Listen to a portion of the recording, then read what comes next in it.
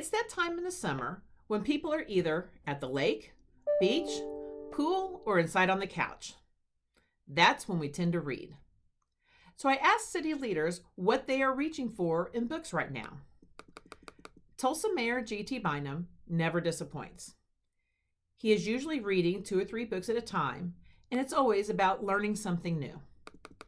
Right now, he is reading biographies on Presidents Jimmy Carter and the first George Bush. But he surprised me when he mentioned Meditations by Marcus Aurelius. Ruminating on the Stoic philosophy of a 2nd century Roman emperor is a little more highbrow than, say, my Oprah's journaling or the occasional piece from Deepak Chopra. But biographies do seem to be pretty popular right now. My supervisor, Wayne Green, is rereading the autobiography, The Education of Henry Adams. It's about a guy who's the grandson of one president, the great-grandson of another president, and he has no skills to actually deal with the real world. And it sounds interesting. But so does the autobiography of Cicely Tyson that Tulsa City County Library CEO Kimberly Johnson is reading, or the Abe Cruz story that Tulsa Sheriff Vic Regalado has picked up. Among the city leaders, a theme has emerged with many of their titles addressing race. City Council Chairwoman Vanessa Hall Harper is going through the 2001 report from the Oklahoma Commission to study the Tulsa race riot of 1921. Tulsa Public Schools Board President Stacy Woolley is reading NFL player Emmanuel Acho's Uncomfortable Conversations with a Black Man. Also, quite a few of the leaders have leadership and management titles on their literary playlists.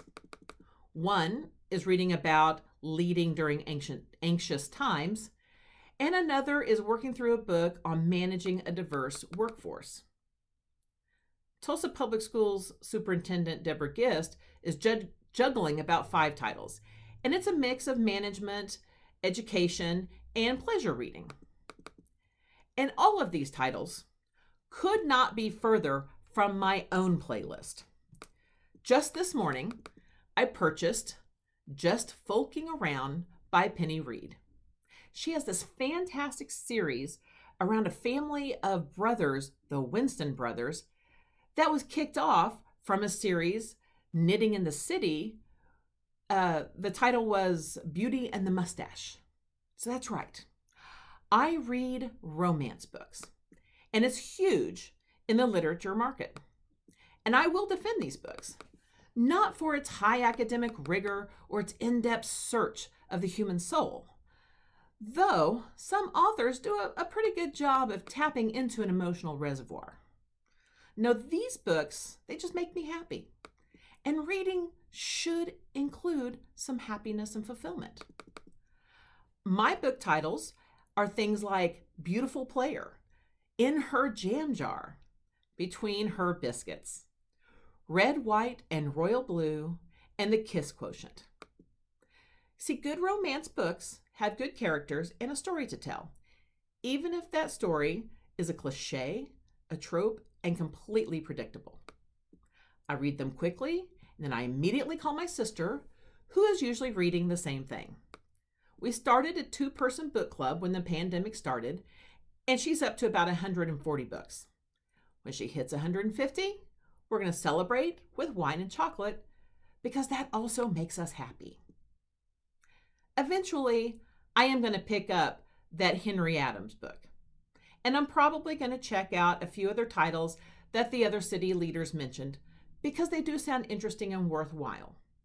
But for now, I'm going to stick with my comfort food. And that includes finishing Get a Life, Chloe Brown. So just read what makes you happy.